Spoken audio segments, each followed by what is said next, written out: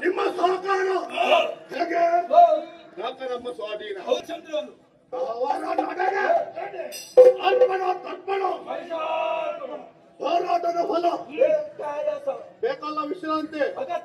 ಹಿಂಬಾಲಿಸಿ